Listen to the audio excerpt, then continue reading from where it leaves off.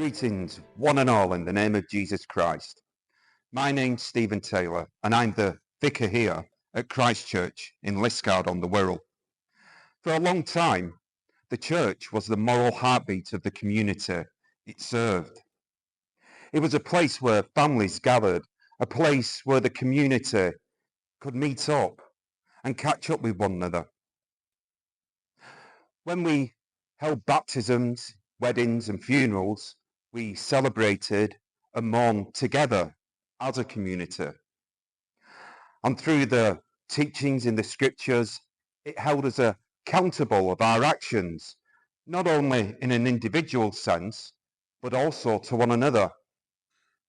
Sadly, many have lost sight of the value of church, thinking it had become an outdated way of living, that Christianity is just another religion among many religions, yet failing to see that the declining church attendance was intrinsically linked to the health of our communities. Our leaders too fell away from the faith, and rather than being rooted in a way of living that demands that those in government serve the nation they are responsible for, they became ideologically aligned, which means they now want to dictate how we live rather than meet our needs. In the book of 1 and 2 Kings in the Old Testament, we're told the story of those kings who walked with God and those who rejected him. For those who were faithful to God, the country prospered under them. And for those kings who rejected God's ways, becoming idolatrous to other gods, well, disaster beset them.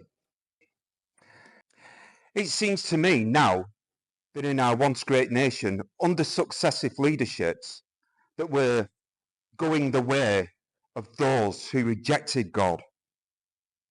But God is faithful and merciful for those who turn back to him. He waits on us with arms open wide. At this time, we're watching our country being torn apart by ideological leaders who care little for many of us, even though it is our families who from generation to generation have been the backbone of what made Britain so great. Many last century fighting and dying to protect our country in the 2 world wars. The point is, placing our faith in politicians to uphold our values and social norms, the ones that our forefathers fought for and died for, won't turn our country around, but placing our faith in God will. Irrespective of the political direction of this country, what we have started to see is what's been termed a quiet revival. Up and down the country, it seems that the Spirit of God is moving among us, drawing us back to him. People are now starting to go back to church, turning back to God.